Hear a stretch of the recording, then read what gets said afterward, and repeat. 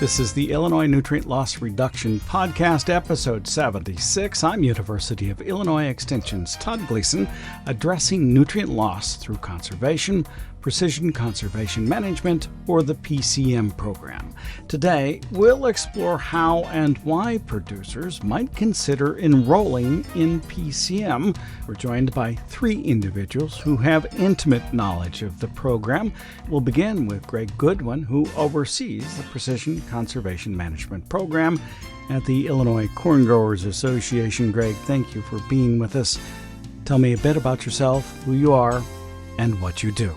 Yeah, thanks, Todd. So Greg Goodwin, the director of the Precision Conservation Management Program, officially a staff member with the Illinois Corn Growers Association.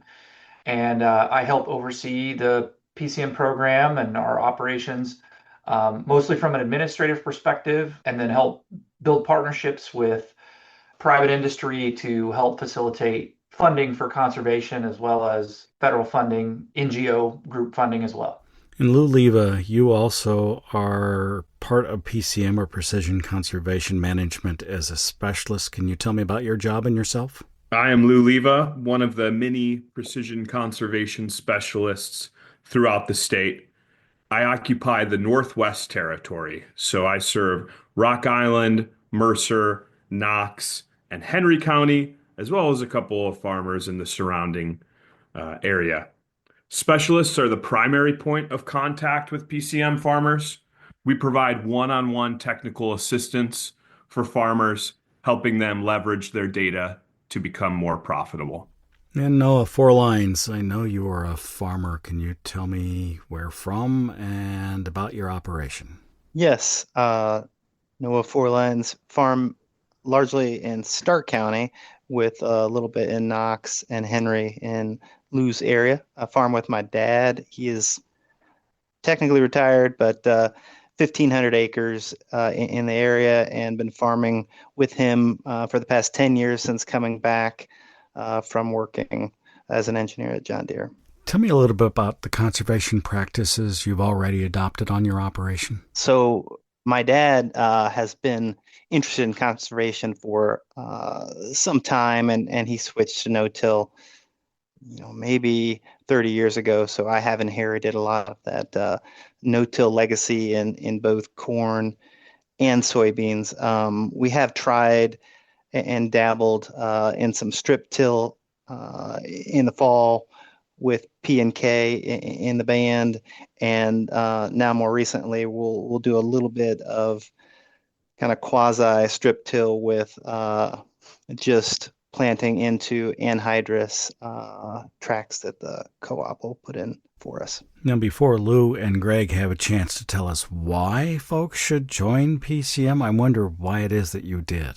Well, I saw some advertisements for it, and it kind of strikes a chord with me because I am with an engineering background.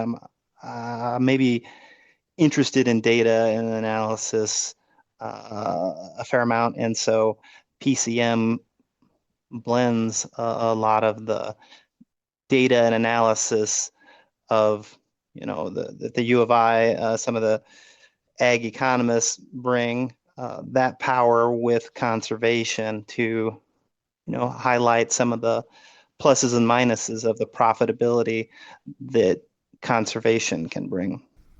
Okay, Greg Goodwin, can you talk about that data collection as it's related to PCM?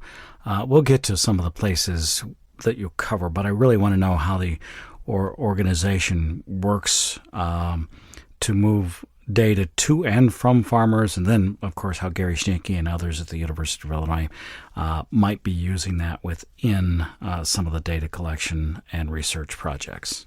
Yeah, happy to start on that and talk about the relationship with U of I. And then, since we've got Lou on the call, I may have Lou go in a little deeper on the specifics of the data collection piece with farmers like Noah. But overall, the organization works through the conservation specialist role, Lou, who's on the podcast, and works one-on-one with farmers to intake their data on a field-by-field basis, on a pass-by-pass basis, capturing pretty detailed information around every pass that farmer makes across the field in a given year. including transportation and drying information about their grain and corn drying information at the end, and basically tries to compile all of that and provide that back to farmers in an annual report we call the Resource Analysis and Assessment Plan. And that's effectively helping to benchmark farmers against themselves in time and others at a regional basis and at the state level, and really doing that from an economic standpoint and a sustainability standpoint. So we run all that pass-by-pass data through an economic model that was developed in conjunction with the University of Illinois farmdoc team and using farm business, farm management, average accounting data. And so we, pair all that pass-by-pass information with the average cost of each one of those passes. And that's how we essentially compile the economic benchmarking. And then we also pass that pass-by-pass data through a couple different environmental models, one being the field to market field print platform, as well as the Cool Farm Alliance Cool Farm tool. And both of them output a set of different sustainability metrics related to water quality, sediment loss, GHG emissions or greenhouse gas emissions associated with various farming practices, and help us with that environmental benchmarking, again, at the field level. And so we compile all that and produce that report to a farmer each and every year that Luke can tell you more, but he goes and delivers that to farmers like Noah. But then we work with the University of Illinois to kind of analyze all that in an aggregated and anonymized way for all the farmers in a given state, and then produce a series of annual data publications, kind of normalizing by high productivity soils, and now we also normalize by low productivity soils to kind of show which practices rise to the are the cream of the crop in terms of profitability from a tillage, cover crop, and nitrogen timing and overall application perspective. And then we break all that down as well in a series of webinars over the course of the year with experts like Dr. Gary Schnittke, and often some of his graduate students at the University of Illinois. And Dr. Laura Gentry on our team is basically the one that leads that data analysis and very instrumental in also communicating out that data as well. Lou, you are the muddy boots person along with your colleagues across the nation in different areas, particularly in Illinois. The pipeline through which this data flows, can you tell me about working with producers in both directions? First, about the commitment, maybe, the sign-up process, those sorts of things, and the record-keeping requirements, and then we can turn it around and see what they get back as well. A farmer's commitment to PCM is to meet with a specialist like myself 3 times a year. So the first meeting is the enrollment meeting, where the specialist interviews and records data about the farmer's operation. This takes about 1 to 2 hours. The second meeting is a quick check-in after harvest to collect yield data, drying data, transportation. This is often a phone call or a short visit. And the third meeting is where we give our deliverable, as Greg was mentioning, the Resource Analysis and Assessment Plan. This is where we provide insights on profitability and sustainability benchmarking and compare the farmer against themselves through time, as well as against the entire PCM data aggregate. So the overall time commitment comes into just about under 5 hours for each grower.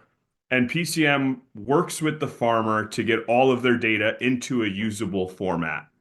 The data is self-reported, and if a farmer has a hard time keeping track of all of this data in one place, I think we provide a lot of value, as this report can provide a way to compile all of their information into one legible and central location.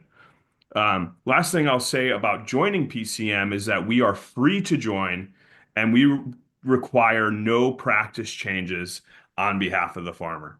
Noah, some of this information comes back to you. How have you been able to deploy it over time?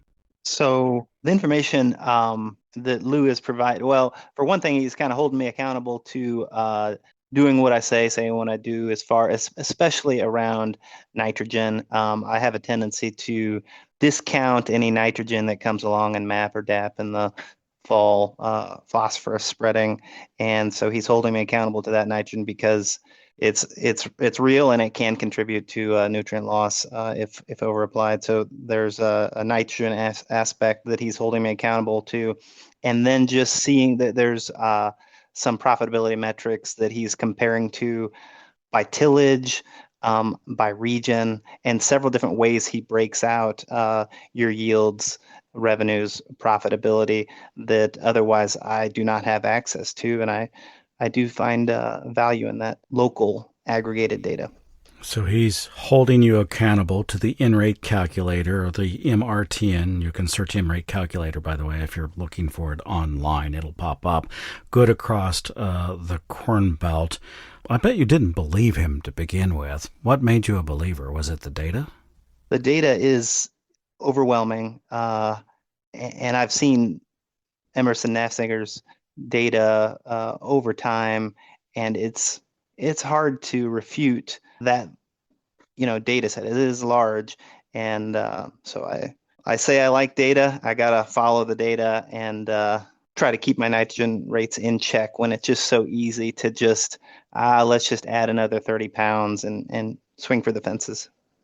Greg, Noah probably can tell us some of this, but I want to hear from the larger perspective that you look at administering these kinds of programs related to both owned and non-owned properties or rented properties, and how producers can manage those and enroll them in the program if that's possible.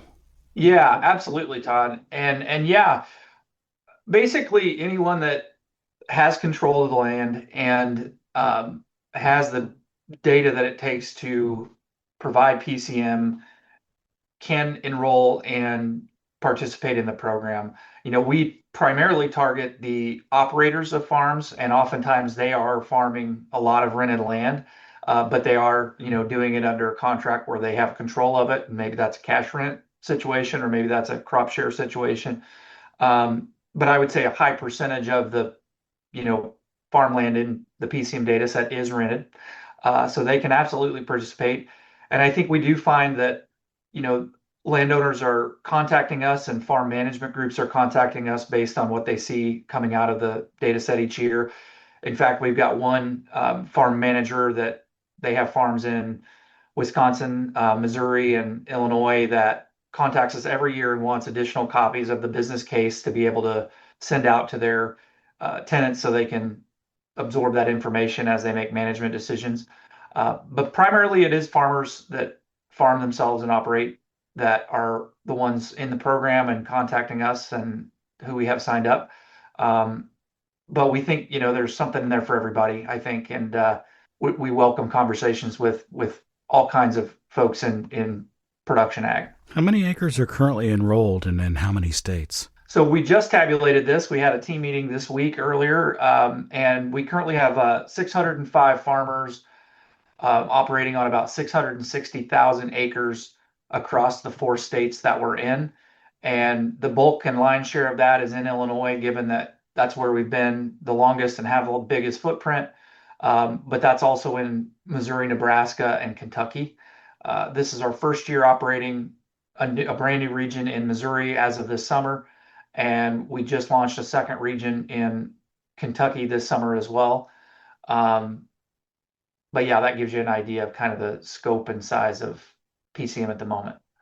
Lou, when you're compiling the data to send it back to Noah, do you give him comparables in the area or other farms that are more like his so he can see how he's doing against others? What kinds of, or are there other things that I'm unaware of that he might be getting from you that you feel it would be of interest to him? You're pretty spot on there, Todd. We make comparisons based on distance from the center of a farmer's operation, as well as make these comparisons based on where they fall on the different practice standards that we assess. So we can compare the farmer against other farmers within our aggregated data set who also no-till within 30 miles of the farm, or those who strip till, or those who do one light pass of tillage. And we break out for the farmer as well as the aggregate based on these different classifications so they can understand how these input costs end up impacting their profitability. Noah, what have you seen in the data over the years that caused you to change, or what lines are you drawn to when you get those reports? And I suppose they look something like a crop budget, but what are you looking for when they come to you? Well, I oftentimes want to explain or try to understand why you rank above or below. And yield is driving. If you have low yields and high inputs, some of your nutrient loss metrics or greenhouse gas metrics and costs are going to look worse. And so it's a year by year thing relative to your neighbor. So when you're compared, there are weather differences, of course, across counties. And so when I'm compared in Stark County to someone in, say, Warren County, they could have 20 bushel higher or lower corn yield, which kind of drives the boat there. Because you look at this data all the time, Lou, what draws your attention, or what do you try to point out to folks from time to time? Yeah, often we're interested in looking at what farmers are spending on nitrogen, dry fertilizer. Those often are going to drive a lot of the costs of the farmer. If the farmer's taking any additional passes through the field, we find that anything above a second tillage pass is only going to impact profitability in a negative way. We also look at herbicide costs, fungicide costs, and all the different pest management practices that the farmer takes through the field. No, I'm wondering if there are things farmers should consider before they sign up for PCM. It is free, but what kinds of things did you consider, and do you think farmers should and shouldn't really pay attention to?